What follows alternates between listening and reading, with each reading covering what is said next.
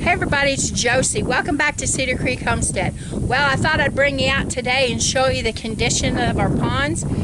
This is the worst pond that we have, and I just wanted you to be able to see what I'm talking about when I say that we're in really dire need of rain. And I'm not standing on the pond bank, I'm actually standing out in the pond, and you can see water back behind me. And that just happens to be the previous deepest part of the pond. If our cows were out here, they happen to be up in another pasture, but if the cows were out here, you could see how shallow it really is.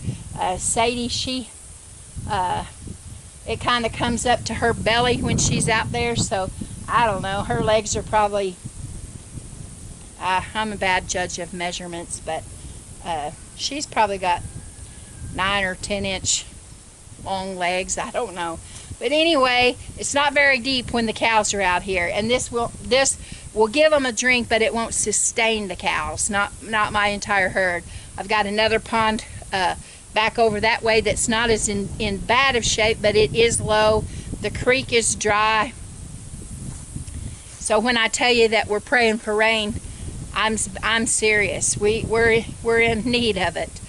We had rain chances for the last 2 days. We didn't get anything. We have rain chances tonight. Tomorrow, bigger rain chances, and really big rain chances on Saturday. So we are praying that we just get some good rains, and we'll get the ponds and the creek, the ponds filled up and the creek flowing again. Depends on how much rain we get. Some of the stations were saying up to 2 inches maybe, and I'm hoping and praying for that. We'll just have to wait and see what happens. There's the ridge where I told you that little pecan tree is at. Well, it's not a little pecan tree, it's a big pecan tree. And that little willow right beside it, that's a ridge. And the pond goes on the back side of it, and the pond goes on the front side of it. And that's where Howie had got his idea for a horseshoe shape.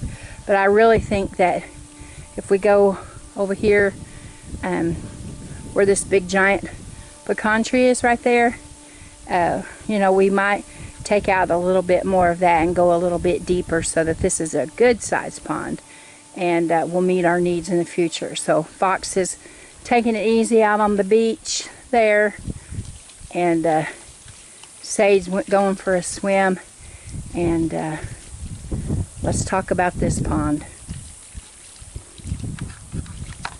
Now this pond, now's a good time to come out and to take opportunity to clean up some of the stuff that has been out in the depths of the pond that we couldn't get to. And now we can see things that need to be cleaned up.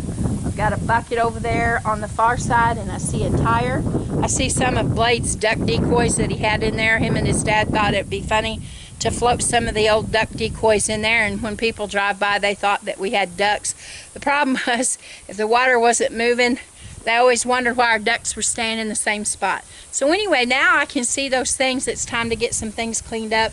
It's time to really take a good look at all of the shape of the pond and the pond banks. The roots. I'm standing under a great big pecan tree, and when I say big, I'll turn the camera around in a minute and just show you this pecan tree, and I'll just do it now. Well, you can see Sadie's back there behind me having fun and hunting, and she keeps treeing stuff, frogs and turtles. I'm hoping she doesn't get a hold of a snake. I'm hoping the snakes have already crawled away to try to find better water supplies. But she thinks that she's a master hunter, and she wants to share with all of the stuff that she finds on her hunt. She likes to bring it and share it with me.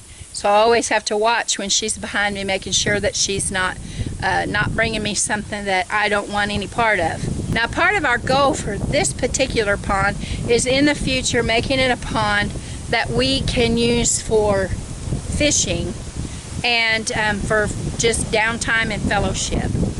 And so with it being low like it is, we can kind of look at the shape and see how we really want to dig it out. But that's not a project for this year. That project's going to have to wait further on down the list. You know how it is on your farm. You've got a list of projects and you have to pick and choose. And this pond is going to have to wait for a while. And so hopefully next year, but it may not even be next year. But we can see the kind of the shape of it. Howie was thinking about a horseshoe shape because we have a natural ridge that comes through here with a big pecan tree on the tip of it, kind of like a peninsula, and he wanted to leave that. We don't want to take any trees out. We want to leave all the trees that are around the pond and make that a place where we can put a picnic table or some chairs or whatever. And the pond will be kind of a loose horseshoe shape. It won't be an exact because we have to go around the trees just a little bit. But anyway, that's something that we can hope and plan for in the future. Now, we do have rain chances in the forecast this week, and we're hoping that we get that rain. We really need it. But because the water levels are like they are, we've had to break into our other means of watering our cattle. And so we've got extra stock tanks. We've got 3 of those big stock tanks, and then we've got smaller stock tanks that are easier to move around different places on the farm. And we've had to, a few years back, had to have some of those back behind Tex's house for the cows to come up in that pasture and drink. And we are filling the livestock tanks now, and the cows are coming up and getting drinks from this. And we have another pond that's not quite as bad. They're drinking out of that one. This one, they're coming to some. And so you always need to make sure that you have backups to your backups. And I know you guys have heard me say that before. And I know you've heard other homesteaders and farmers say to have backups to your backups with everything that you plan, to have backups in all your things. And, you know, having low water levels right now, having low rain has affected in more than one ways, not just the ponds being low and the creek being dry, but our pastures are just crispy fried in the summer sun. And because of that, we are having to get into our hay and get into our feed sources that are geared towards late winter when the grasses die off for the season, and now we're having to break into them. We have opportunity if we get those rains that the grass can bounce back, green up, and give the cows another good season of grass eating before winter sets in. But we're having to break into those supplies now. We don't have any other. We have no choice in that. We have to feed our animals. We want them to be taken care of. So we'll just make do with what we've got and be praying for that rain so these pastures will green up. We've got wheat planted on several of our pastures, so we need the rain for that as well. It won't grow if it doesn't get any water. So we've got that wheat planted, got money tied up in that, and we're in need.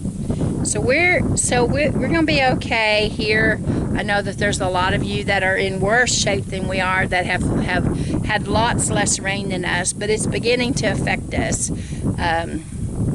in our bank accounts and in our pastures, and being able to feed our livestock, to take care of them the best that we can. And so we'll just do the best we can to provide for ours and trust that the Lord knows all about it and He knows our needs. But there's a lesson for us to be prepared.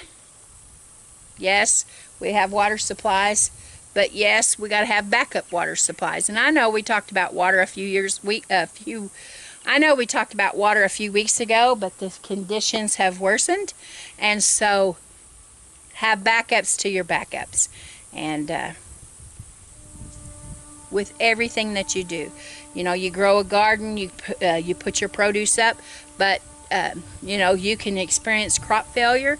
You can experience, you know, some of you that are in earthquake country could experience some kind of big earthquake, and some of your produce, some of your things that you put up in jars could get damaged. There could be a fire, there could be any kind of thing. So there's always need backups to your backups. Have freezer, have dehydrated, have freeze dried if you do that. You know, have your homegrown produce and meats, but also have some store-bought stuff put back that your family enjoys. Always have stuff that your family enjoys. Don't stock things that you're going to have to feel like you're having to force feed your family. Have things that your family likes. And most importantly, guys, have your water sources for your animals and for yourself, and a good way to clean them. Well, okay guys, I hope that you guys can hear me. The wind is really picking up, and maybe that's a good sign. I heard that out in Tulsa and those areas, they've gotten some rain this morning, but it said that the storms were going north, and that's not the best news for us where I'm located at. We sure don't need it to go north. But this is Josie. Foxy and Sadie are off screen, digging and having a good time out here in the mud, just like any little kids would do. And we're going to head back up towards the house, and we got more projects to do. I hope that you that this kind of shows you the dire straits that we're in, and I know that others are worse off than we are. And if nothing else, we just covered your prayers, asking the Lord to send some rains and green Cedar Creek back up, and your areas too. Well, until next time, guys, this is Josie. I love you guys. I really do. We're gone.